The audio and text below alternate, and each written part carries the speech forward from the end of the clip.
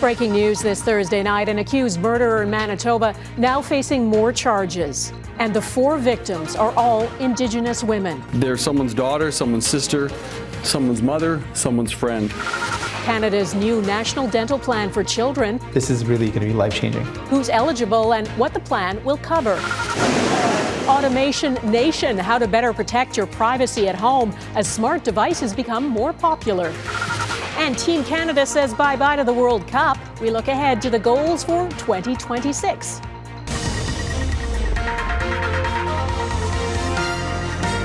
Global National with Donna Friesen.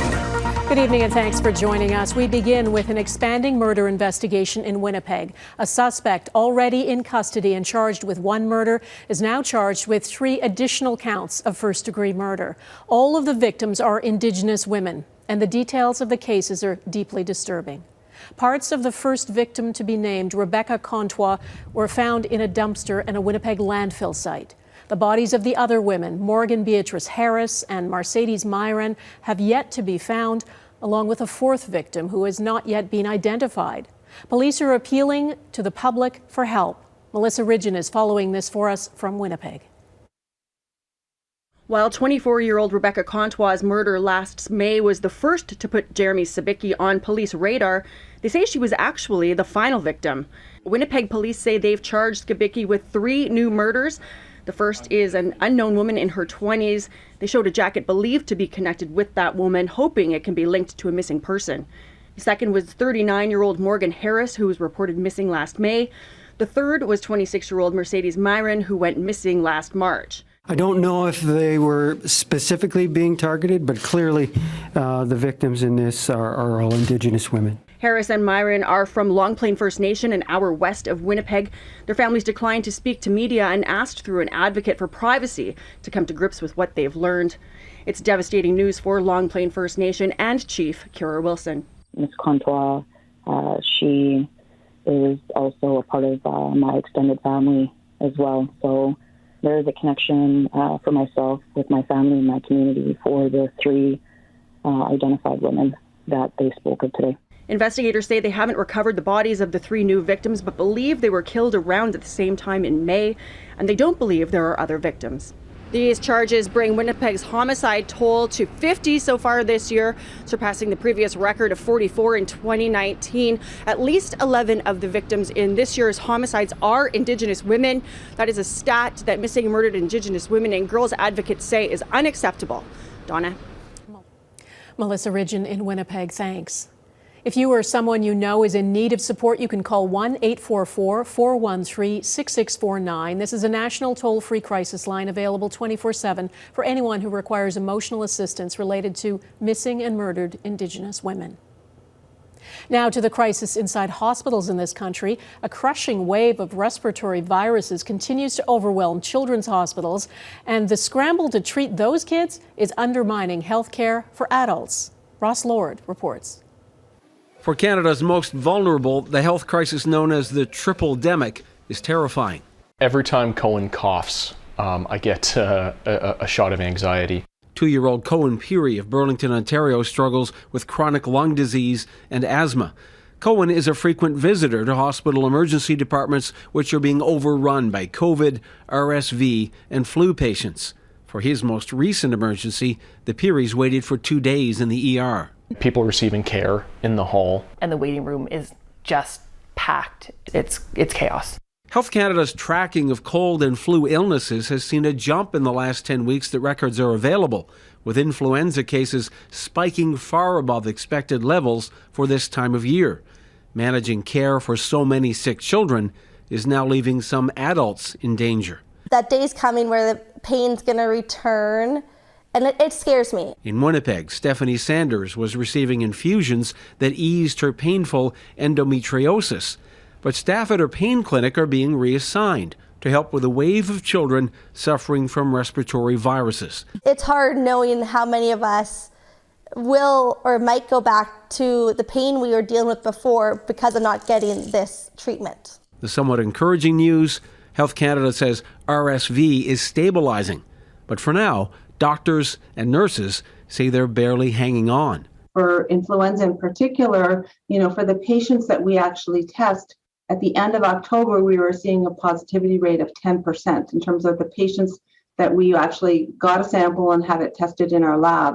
That is up to 30%, which is a significantly high number. All of this as parents across Canada struggle with a persistent shortage of children's pain medication. The shortage Health Canada says it's addressed and says distribution of foreign labeled products is underway. Cohen Peary's parents say he's doing better, and they're doing whatever they can to avoid future ER visits. Ross Lord, Global News.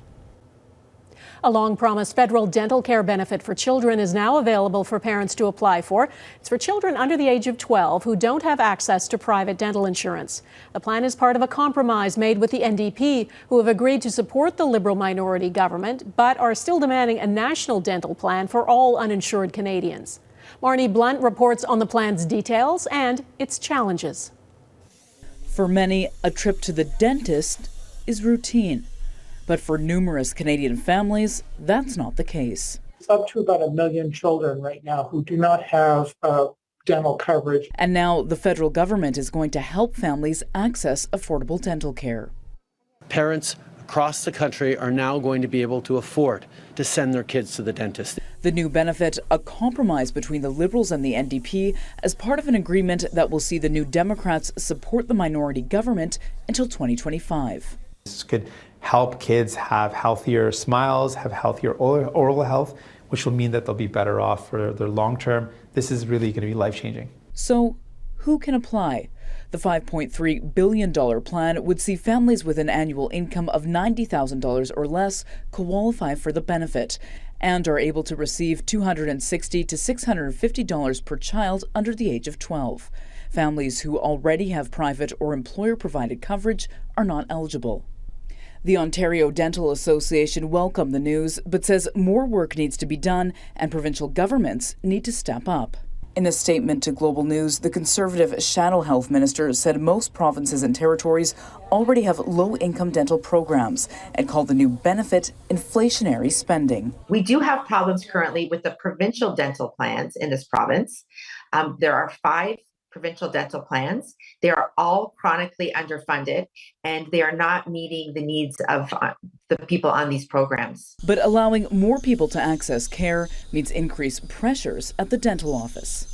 And like every basic employment sector, we're all facing some challenges, and particularly for dental assistants across the country. The federal government is still working on a wider national dental care program that will include children under the age of 18, seniors, and people living with disabilities. The timeline for that phase is the end of 2023. Marney Blunt, Global News, Ottawa. Some good news for thousands of Canadian workers dealing with illness. Starting today, federally regulated private sector workplaces are now required to provide 10 days paid sick leave to all employees. At the end of the month, workers who have been continuously employed for at least 30 days will have access to their first 3 days of paid sick leave. In Quebec, 3 members of the National Assembly defied a long-standing tradition and, as a result, were denied entry into the legislature today. They've refused to swear the oath of office to King Charles III, a requirement under the Canadian Constitution. They're all members of the Parti Québécois, and they call that oath humiliating. Dan Spector is following this for us from Quebec City. Dan, this played out in front of the cameras. Walk us through what happened. Donna, a dramatic scene at the National Assembly this morning, weeks in the making, the PQ pulling a real stunt as they defied the tradition. Every elected member pledges their allegiance to the people of Quebec and the monarchy when they're sworn in. 122 out of 125 Quebec MNAs did so, but the 3 separatist Parti Québécois members have been steadfast in refusing to pledge their allegiance to King Charles III. They had hoped to find another way in, asking the new Speaker of the Assembly to change the rules to allow them to sit in the chamber, but she didn't. So we ended up with a moment where they walked up to the door, a crowd had gathered, countless cameras watching to see exactly what would happen, and They were shut out. Party leader Paul Saint-Pierre Plamondon spoke to the sergeant at arms, presented his credentials, but the answer remained no. There was no struggle, no physical force needed. They did leave peacefully, but as of now, they cannot enter the Blue Room to vote on laws, to present motions, or ask questions to the premier. Here's the party leader on why he refuses to take the oath.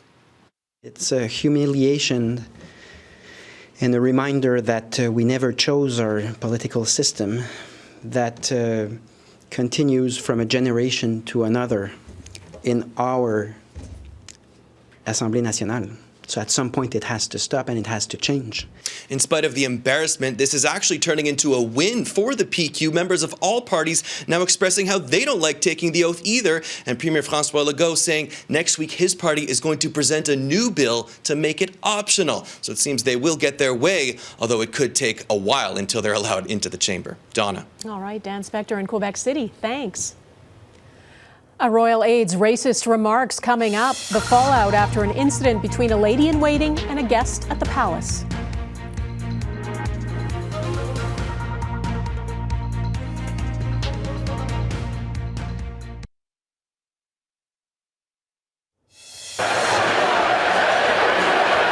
The Prince and Princess of Wales are on a tour of the U.S. and at this Boston Celtics game last night, they heard chants of USA and a smattering of boos when they were introduced. It is their first visit to the U.S. in 8 years, and it coincides with a story about racism back home at Buckingham Palace. A former lady-in-waiting to Queen Elizabeth resigned because of what she said to a black guest at the palace. Crystal Gamansing on the royal tour and the tensions. Ngozi Fulani helps African and Caribbean domestic abuse survivors, but it wasn't her work that drew questions at Buckingham Palace. Where are you really from? I'm really from here. Yeah, but okay, so I can see that this is going to be a bit of a challenge. She said, what's your nationality? And I said, lady, I was born here, I'm British. The charity leader was one of a few hundred invited guests of the Queen Consort. The reception on Tuesday was in honor of the UN Day for the Elimination of Violence Against Women. Fulani was standing with two others when the woman, who she did not name, touched her hair and engaged her in what she likened to an interrogation.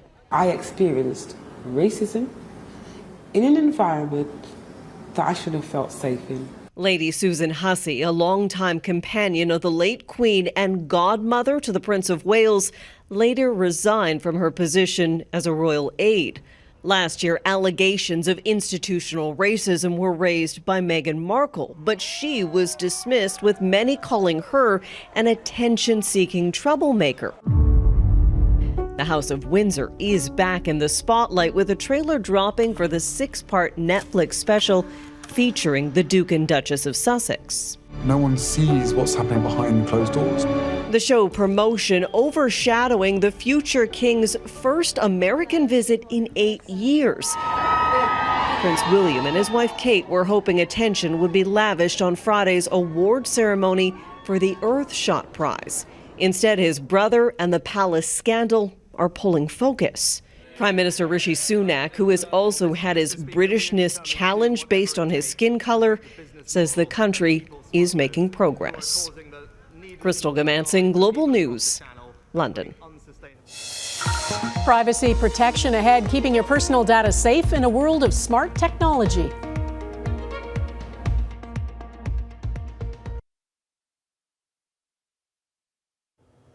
If you still have cable and you pay for some of the many streaming services, you know how expensive watching TV can be. As Mike Drolet reports, a new option is emerging. It's called FAST. That stands for Free Ad-Supported Streaming Television. It's becoming more popular in the U.S., and now it's coming to Canada. Just when you thought you'd figured out TV streaming services, here comes Pluto. It's FAST, as in Free Ad-Supported Streaming Television, a trend that's been around for a few years in the U.S., but is now being introduced to Canadian viewers. What we do is, we program the channels for them. We, in a way, trying to solve the products of choice by bringing well-curated linear channels to the end users. Unlike streaming services like Netflix, Amazon, and Crave, where videos are exclusively streamed on demand, Pluto, run by Paramount in the US and Global TV parent company Chorus in Canada, will have channels dedicated to specific shows, both old and new, as well as the news, all of which will run 24/7. CBC launched its own fast channel this week called Explore. Viewers will have lots of choice, minus some flexibility. And while there will be commercial breaks, the app is completely free. Free is a good price for the users, and they will need to watch some ads in exchange of really qualitative premium content. The advertising element is the one industry watchers in Canada are keen to see play out. Will millennials, who have become accustomed to getting what they want when they want it, sit through a 2-minute commercial break? But I guess I'm a bit of a doubter, because I think people now that are involved with and like streaming, one of the main reasons they like streaming is because they don't have to deal with advertising.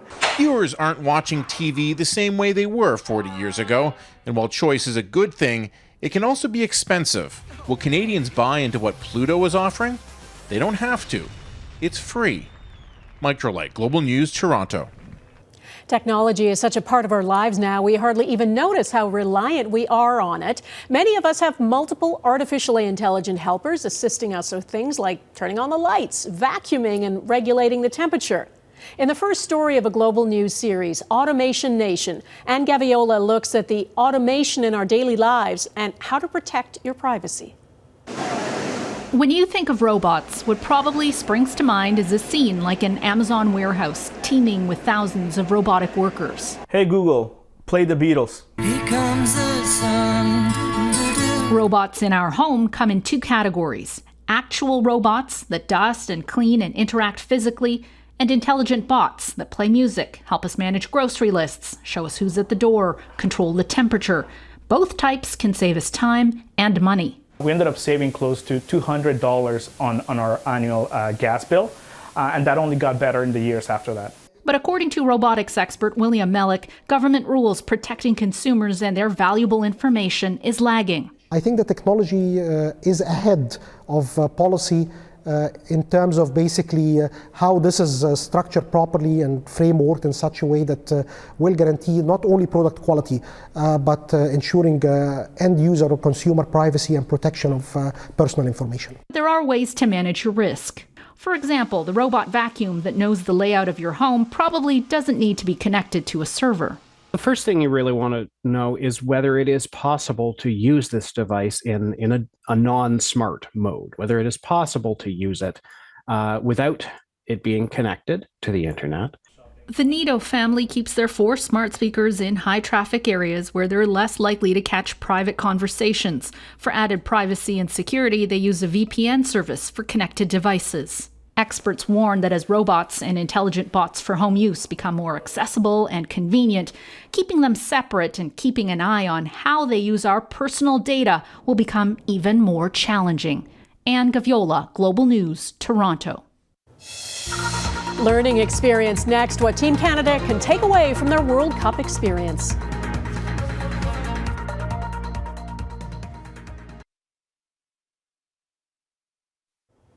Canada's trip to the World Cup has come to an end. The team is heading home without a win, having lost today to Morocco.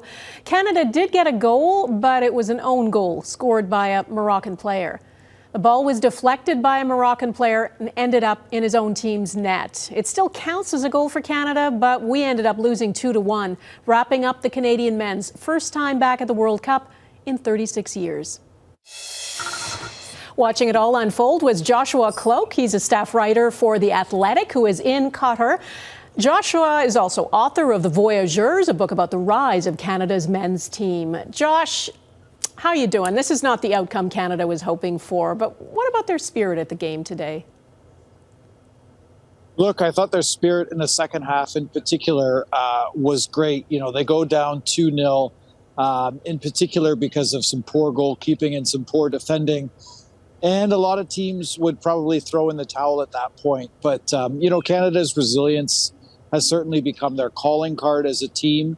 And I think they've tried to really close that qualitative gap that exists between really good teams like Belgium, Croatia, and Morocco with that resilience. And that's what they did. There was some good tactical adjustments in the second half. But to me, it was that ability to fight back that really stood out. But ultimately, again, it's that qualitative gap and that experience that teams like Morocco have that Canada doesn't have that I think was really the difference on, a night like tonight and ultimately throughout the entire World Cup. Yeah, and they must have gained so much experience from just being there, right? How would you describe their overall performance in the tournament? What did they get right and how does it set them up for the World Cup in 2026? Look, Canada came into this World Cup with a few goals. They wanted to be the first team in Canadian history to score a men's World Cup goal, to play fearless football, to get a result, and to get out of the group. They scored a goal, they played fearless football, but they didn't get out of the group and they didn't get a result. So I think, objectively, you do have to call this World Cup a bit of a failure. And you have to hope that come 2026, they'll have the confidence knowing what these games are like, and they'll be able to know this is how we close games out, because that's not what they showed in this World Cup. Canada automatically qualifies for the 2026 World Cup because the games are in North America. Do you think we'll see many of the same players then and some new rising stars? Yeah, absolutely. If you're Canada and the Canadian coaching staff, you have to feel bolstered by the fact that your best players right now are your youngest players. Tajon Buchanan is only 23 years old, and he was Canada's best player throughout the tournament. He should move even higher up the football ladder. Alphonso Davies, only 22. We know what he is. He's Canada's best men's player of all time. Jonathan David is just 23, and he should be at a top 12, top 15 club in the world. And that kind of experience that those players are going to garner is going to help them in 2026. All right, Joshua Cloak in Doha. Thank you. Thank you. That is Global National for this Thursday. I'm Donna Friesen. Tonight's Your Canada is the Magic of Lights display at Rad Torque Raceway in Leduc County, Alberta. We would love to see your festive and joyful pictures this time of year. You can email yours to viewers@globalnational.com. Thanks for watching. Jeff Semple will be at the anchor desk tomorrow, and I will see you on Saturday for the new reality. Bye-bye.